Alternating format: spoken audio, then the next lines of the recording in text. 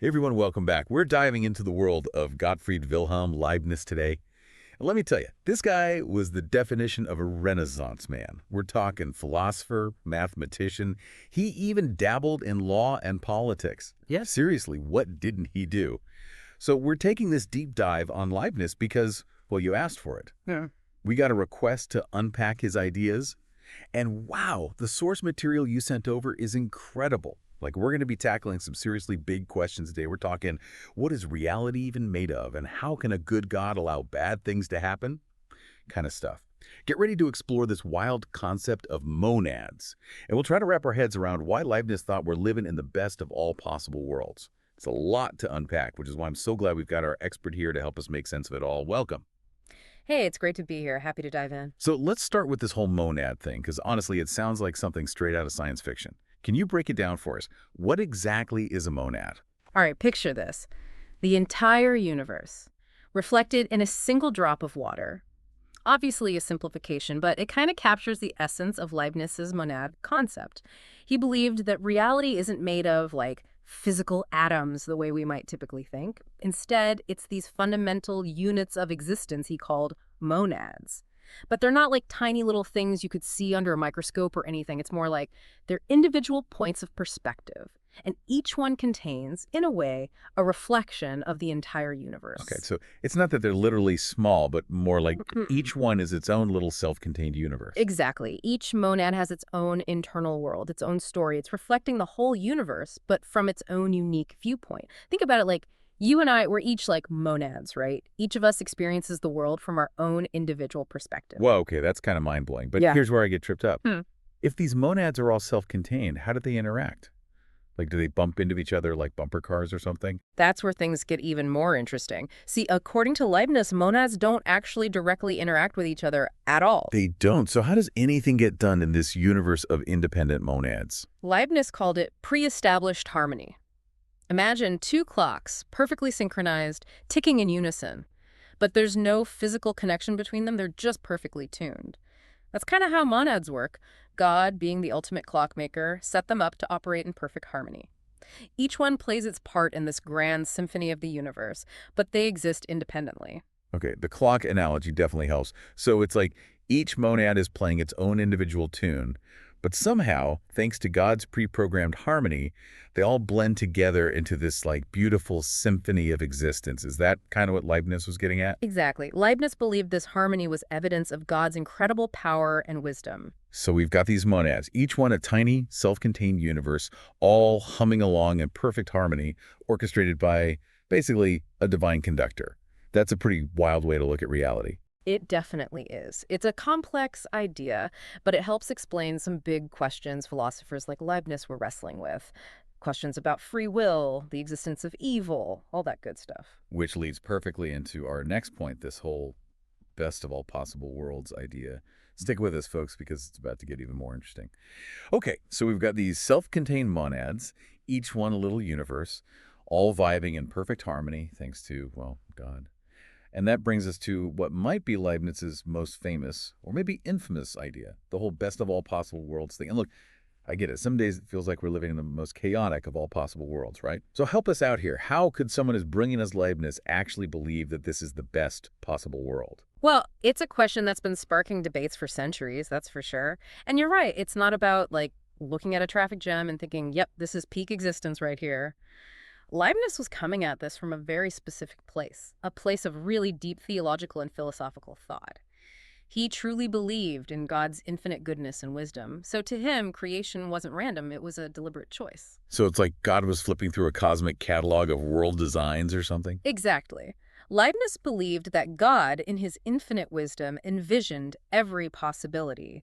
Worlds with more good, worlds with more evil, different combos of each. And in the end, he chose to create this world. So it wasn't about this world being all sunshine and rainbows 24/7. It was more like God saw all the options, the good, the bad, the ugly, and picked the most balanced. That's a great way to put it. Leibniz argued that this world, with all its flaws and complexities, was the one that maximized good while minimizing evil.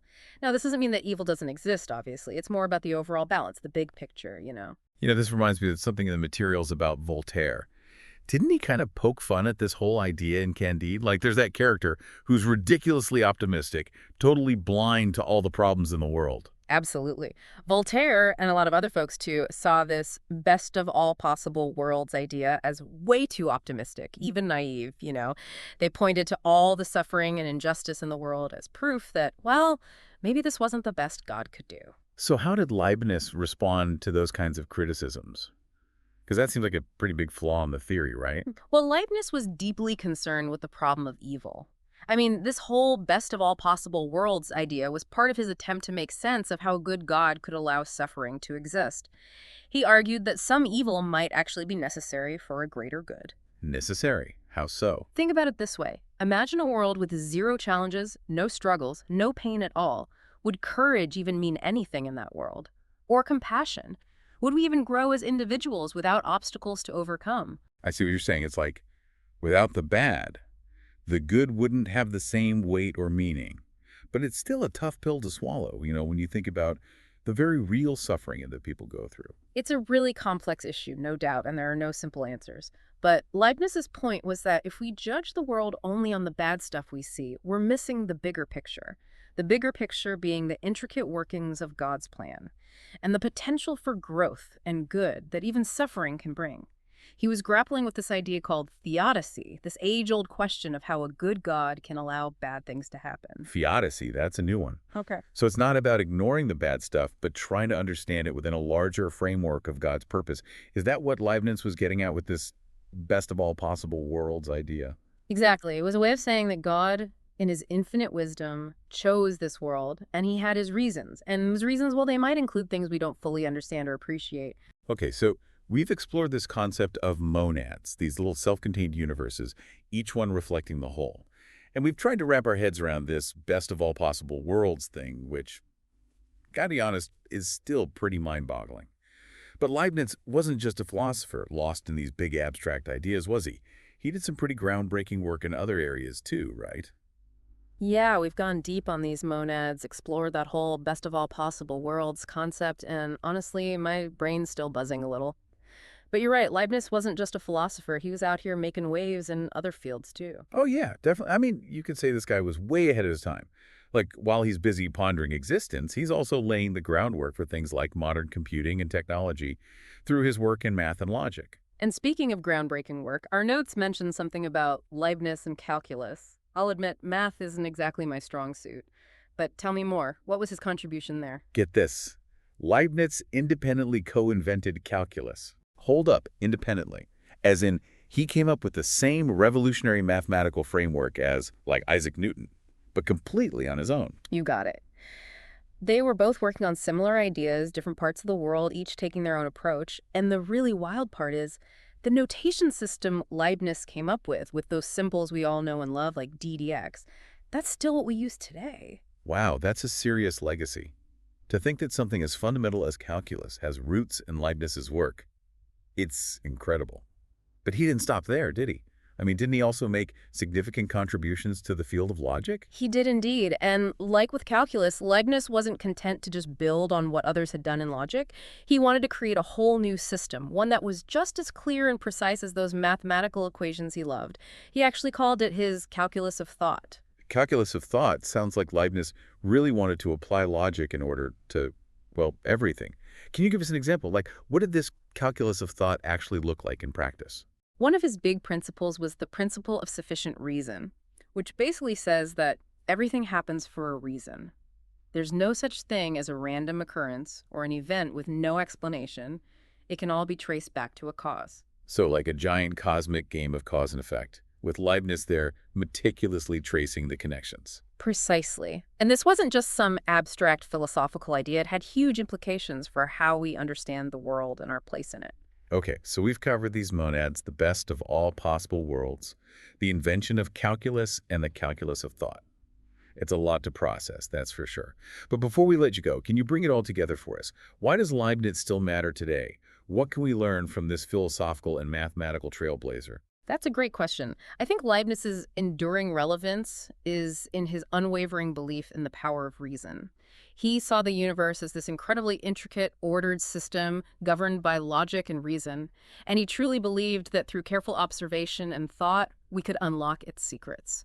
In a world that often feels chaotic and unpredictable, he reminds us that there's an underlying order, a beauty in the complexity, just waiting to be discovered. A beautiful thought to end on, and a great reminder that even ideas from centuries ago can still inspire and challenge us today. Huge thanks to our expert for taking us on this whirlwind tour of Leibniz's world. And to you, dear listeners, as always, thanks for joining us for another deep dive. We'll catch you next time, same channel, for another adventure into the world of ideas.